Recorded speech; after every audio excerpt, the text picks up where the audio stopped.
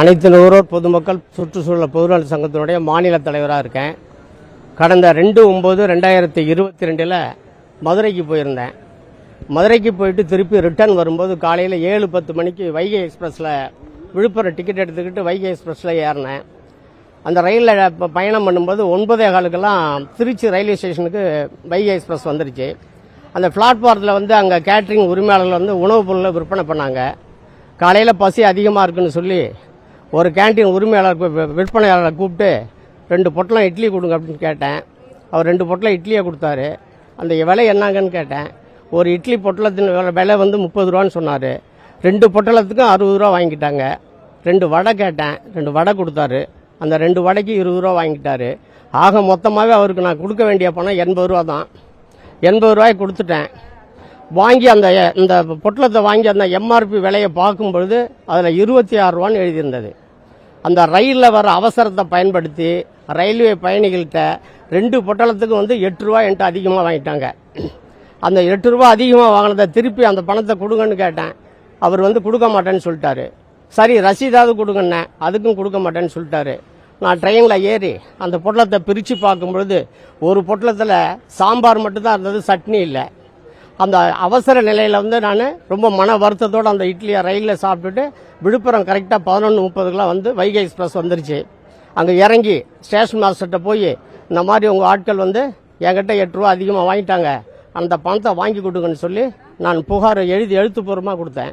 பக்கத்தில் ஆர்பிஎஃப் போலீஸ்காரங்க இருந்தாங்க, அவங்கள்ட்டையும் புகார் பண்ணேன். சரிப்பா நான் விசாரிக்கிறேன்னு சொல்லி அனுப்பிட்டாங்க. மறுபடியும் மறுநாள் நான் விழுப்புரம் டிவிஷனல் மேனேஜருக்கு ரயில்வே மேனேஜருக்கு புகார் எழுதினேன்.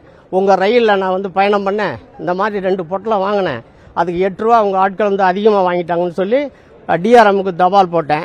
டிஆர்எம் என்ன சொல்கிறாரு, ஏயா உன்னை ரயிலில் தானே போக சொன்னேன், உன்னை யார் இட்லி வாங்கி சாப்பிட சொன்னது? ரயிலில் சக்கரம் சுற்றலையா, ஃபேன் சுற்றலையா, ஷட்டர் இறக்கலையா, ரயில் போகலையான்னு சொன்னால் எங்கள்கிட்ட புகார் பண்ணலாம், நீங்கள் இட்லியை பற்றி புகார் பண்ணக்கூடாதுன்னு எனக்கு பதில் போட்டார்.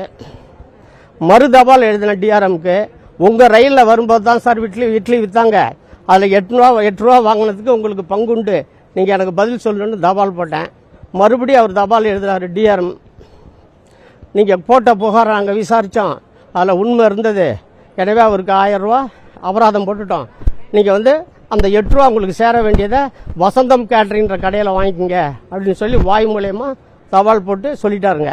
அதன் பிறகு நான் பார்த்தேன் எனக்கு 8 ரூபா கிடைக்கல. 8 ரூபா கிடைக்கலன்னு ரயில்வேகிட்ட சொன்னால் என் பேரை சொல்லி ரயில்வே 1000 ரூபா வாங்கிச்சு. வசந்தம் கேட்டரிக்காரன் 8 ரூபா வாங்கிட்டு போனாங்க, எனக்கு 8 ரூபா கொடுக்கவே இல்லை. இது சம்பந்தமாக தான் விழுப்புரம் நுகர்வோர் கோர்ட்டில் கிருஷ்ணகுமார்ன்ற வக்கீலை வச்சுக்கிட்டு வழக்கு தாக்கல் பண்ணேன். ரயில்வே சார்பாக முரளி என்பவர் ஆஜரானார். வசந்தம் கேட்டரிங் சார்பாக சுரேஷ் பாபுன்றவர் ஆஜரானார். இந்த வழக்கை சதீஷ்குமார் நீதிபதி விசாரித்தாங்க.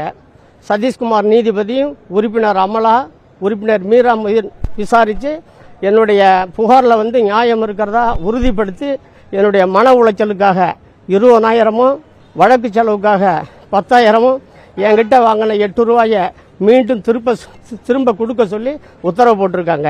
இந்த உத்தரவு 45 நாட்களில் இந்த பணம் கட்டலனா 9% வட்டியோட எனக்கு கொடுக்க சொல்லி உத்தரவு போட்டிருக்காங்க. ரயில்வே நிர்வாகம் கேட்டரிங் தான் கொடுக்கணும்.